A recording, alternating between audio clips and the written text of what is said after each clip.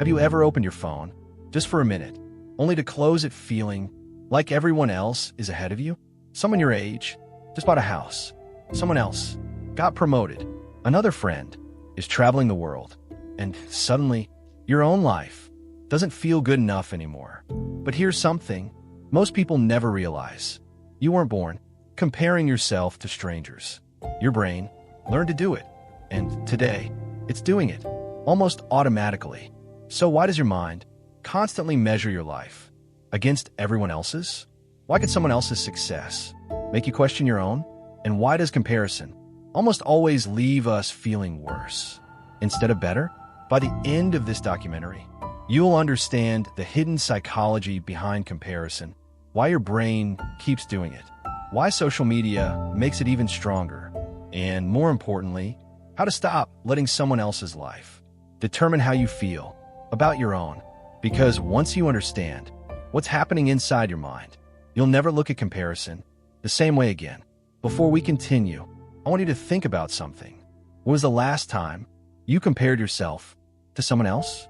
Was it about money, your career, your appearance, or something else entirely? Don't answer me yet.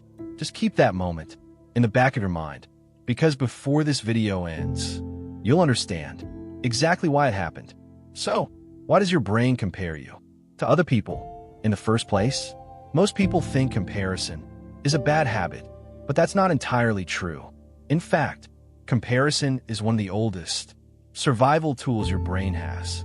Thousands of years ago, our ancestors lived in small tribes. Your chances of surviving depended on understanding where you stood within your group. Who was stronger? Who was more skilled? Who had more resources? Who could be trusted? Comparing yourself was never about destroying your confidence. It was about staying alive. Your brain learned to constantly scan the people around you because that information could mean the difference between safety and danger. The problem is your brain never evolved for a world where you could compare yourself to thousands of people every single day. Think about what happens the moment you open social media.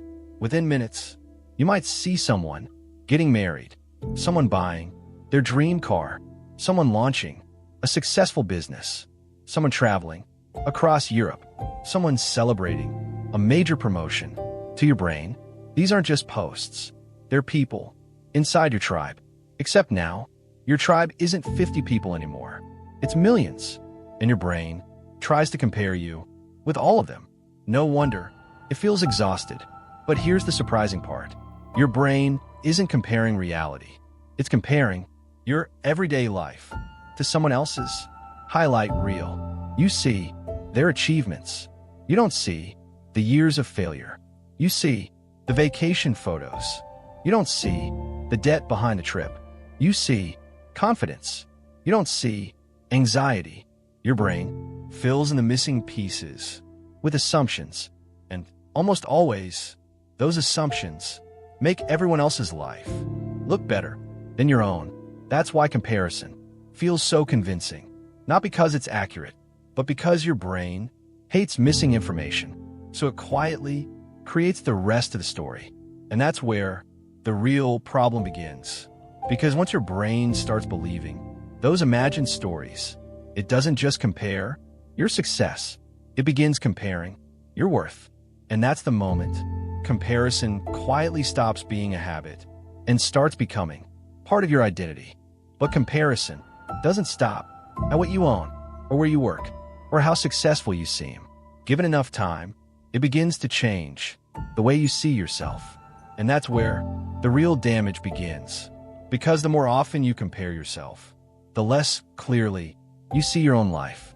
Imagine walking into a room filled with mirrors. Some make you look taller. Some make you look smaller. Some distort your reflection completely.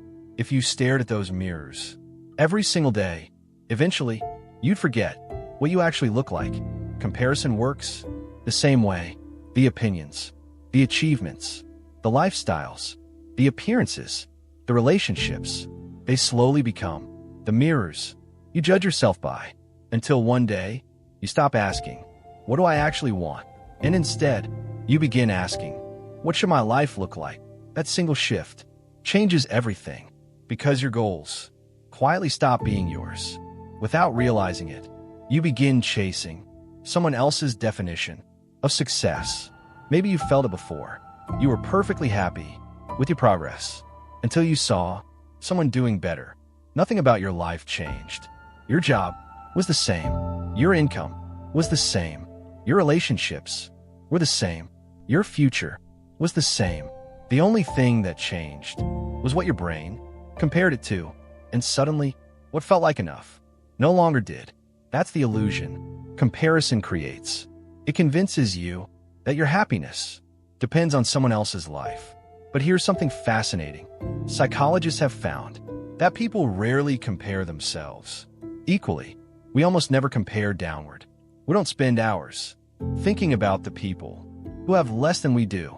Instead, our brains automatically search for people who seem to have more money, more success, more confidence, more beauty, more followers, more recognition, more freedom. And because social media shows us the most polished moments of millions of lives, your brain starts believing that extraordinary is ordinary. Success begins to feel normal. Luxury begins to feel expected. Achievement begins to feel average. Without even noticing, your standards keep moving. You reach one goal, only to discover your brain has already chosen another person to compare yourself with. So satisfaction never lasts, because comparison keeps moving the finish line. And that's why some of the most successful people in the world still feel like they're falling behind. Not because they are, but because comparison never allows them to arrive. The destination keeps moving, and your brain keeps chasing it. But here's the question almost nobody asks. If comparison is trying to tell us that we're not enough, where did that belief come from in the first place? Because once psychologists began exploring that question, they uncovered something far deeper than comparison itself. They discovered that comparison is often just a symptom. The real struggle has been hiding underneath it all along. But here's something that completely changed the way psychologists think about comparison. The real problem isn't that someone else has more than you. It's what your brain makes that mean about you. Think about two people seeing the exact same post. One person feels inspired. The other feels defeated. The post didn't change. The success didn't change. The only thing that changed was the story their minds created. And that's because comparison isn't really asking who has more. It's asking something much deeper. What does their success say about me? That's the question that quietly follows us through life.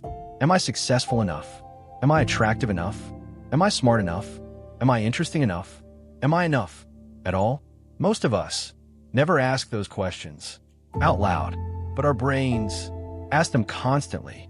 And once that question takes root, comparison becomes almost impossible to escape, because every person you meet, every achievement you see, every promotion, every relationship, every milestone stops being information. It becomes evidence. Evidence for or against the story you already believe about yourself. That's why two people can live the exact same life and feel completely different. One sees possibility, the other sees proof that they're falling behind. The difference isn't reality, it's identity. Psychologists call this confirmation bias. Your brain naturally searches for evidence that supports what it already believes. If deep down you believe you're not successful enough, your mind will notice every person who seems more successful. If you believe you're not attractive enough, your attention will constantly drift toward people you think look better. And if you believe you're behind in life, your brain will quietly ignore everything you've accomplished while magnifying everything you haven't. That's why comparison feels so convincing, not because it's true, but because your brain keeps collecting evidence to support the story it's already telling itself. And here's the dangerous part. the more evidence your brain collects, the stronger that story becomes. Eventually, you stop questioning it. You simply accept it as reality. But reality and the stories our brains create aren't always the same thing. Imagine wearing a pair of glasses with a tiny scratch right in the center. After a while, you'd stop noticing the scratch. You'd assume the world itself looked that way. Negative beliefs work the same way. You don't notice the lens anymore. You only see what the lens allows you to see. And that's why breaking free from comparison isn't about finding someone less successful than you. It isn't about quitting social media forever. It isn't even about having more confidence. Because if the story inside your mind never changes, your brain will always find someone new to compare you with. So the real question becomes, how do you change the story itself? Because once you understand that, comparison loses the power it has held over you for years. And that's exactly what we're about to uncover. So, if comparison is really just a story your brain has learned to tell, how do you begin changing it? The answer isn't pretending you'll never compare yourself again, because comparison is part of being human. The goal isn't to eliminate it. The goal is to stop letting it decide your worth. The first step is surprisingly simple. Catch the comparison before it becomes a conclusion. The next time you catch yourself thinking, they're doing better than me, pause. Ask yourself, what story am I telling myself right now? Because most of the time, the suffering doesn't come from what you saw. It comes from the meaning your brain attached to it. That single question creates something powerful. Distance. Instead of becoming the thought, you begin observing it. And that tiny shift changes everything. The second step is to stop measuring your progress against someone else's timeline. Think about nature. A bamboo tree can spend years growing underground before breaking through the surface. An oak tree takes decades to reach its full height. A sunflower blooms in a single season. None of them are behind. None of them are ahead. They're simply growing according to their nature. People aren't any different. Some find success at 20, others at 40. Some discover their purpose after retirement. Life was never designed to follow one schedule. Only comparison makes it feel that way. The third step might be the most important. Start comparing yourself to the person you were yesterday, not the influencer with millions of followers, not the entrepreneur who's been building for 20 years, not the friend whose journey looks perfect online. Just you, because real growth is almost invisible while it's happening. One extra page. Read today. One difficult conversation finally had. One healthier decision. One small promise kept to yourself. Those moments rarely impress the internet, but over time, they quietly build a completely different life. And finally, remember this. The people you compare yourself to are comparing themselves to someone else. The person you think has it all has fears you'll never see, doubts you'll never hear, struggles they'll never post, because every life has an edited version and a real one. Social media usually shows you the edit, not the reality. So before we finish, I want to leave you with one final thought. Imagine waking up tomorrow and never comparing yourself to another person again. How much energy would you suddenly have to build your own life? How many dreams have been waiting for the attention you've been giving to someone else's success? Maybe the life you've been chasing was never hidden behind another person. Maybe it was waiting behind the habit of looking sideways. If this documentary made you see comparison a little differently, I'd genuinely love to hear from you. What's one comparison you decided to let go of? Share it in the comments. You might discover that someone else has been carrying the exact same weight. And if you're curious about the hidden psychology behind the habits, beliefs, and invisible forces that that shape our lives. Consider subscribing to The Hidden Side of Everything. Every week, we uncover the ideas most people never stop to question. Until next time, stay curious, stay aware, and remember, someone else's journey was never meant to become the measuring stick for your own.